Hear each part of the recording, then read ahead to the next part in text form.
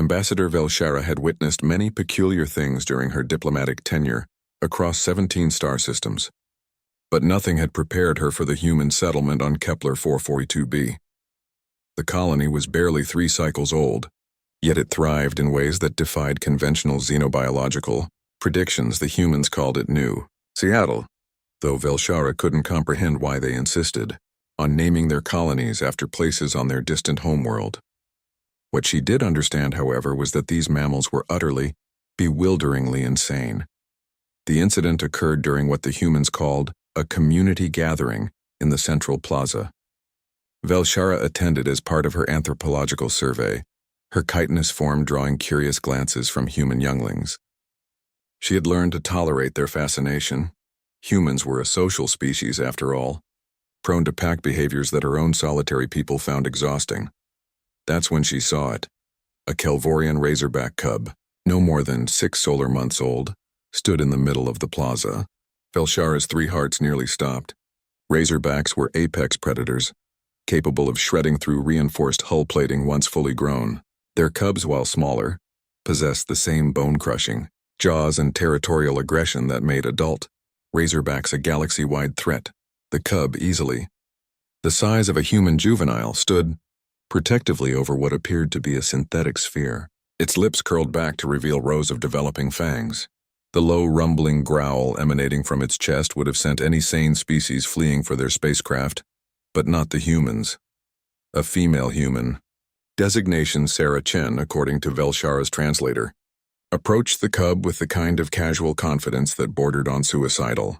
She wore what humans called casual clothes, fabric coverings that offered absolutely no protective value against predator attacks. "Max, drop it," Sarah said, her voice firm but not aggressive. The cub, they had named the apex predator, growled louder, its haunches tensing for what Velshara recognized as a pre-attack posture. Velshara activated her emergency beacon, ready to call for evacuation. She had seen razorback attacks in classified military footage. This human female had seconds to live, perhaps less. Sarah Chen did something that would haunt Velshara's dreams for cycles to come. She reached down, grabbed the sphere directly from beneath the predator's jaws, and tossed it across the plaza. Time seemed to suspend. Velshara's analytical mind cataloged every detail. The cub's momentary confusion, Sarah's relaxed posture, the other humans continuing their conversations as if witnessing someone commit elaborate suicide was a daily occurrence. Then the impossible happened. The razorback cub bounded after the sphere, its entire demeanor transforming from aggressive predator to something Velshara had no classification for.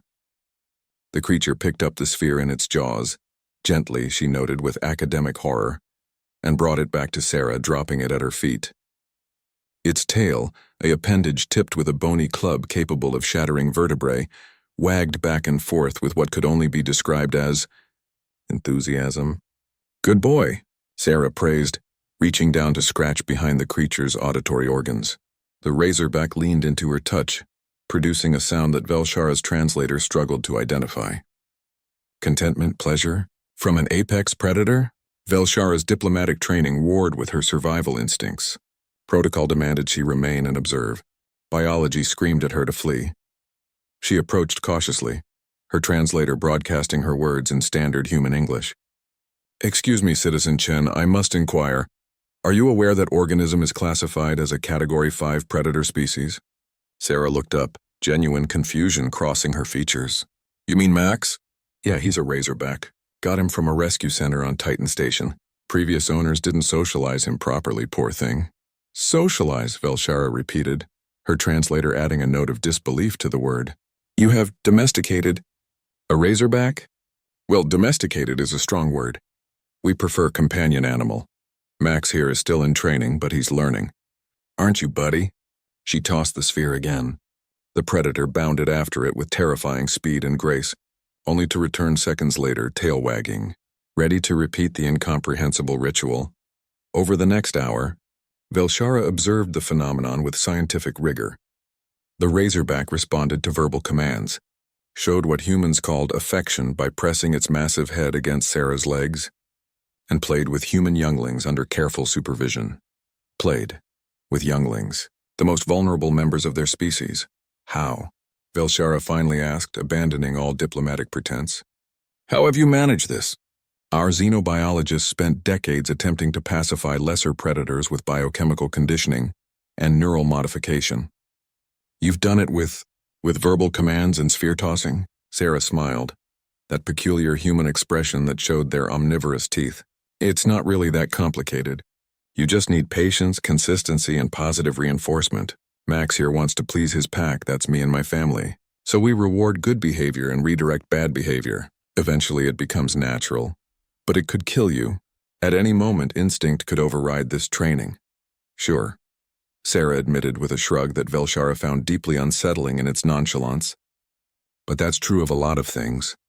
Didn't stop us from splitting the atom, diving to the bottom of our oceans, or launching ourselves into space. Risk is just part of being human, I guess. Velshara watched as Sarah threw the sphere again, watched as the apex predator retrieved it with what could only be called joy, and finally understood something fundamental about humanity that all her diplomatic briefings had failed to convey. These beings had climbed to the top of their world's food chain, not through superior strength or natural weapons, but through an almost pathological refusal to accept limitations.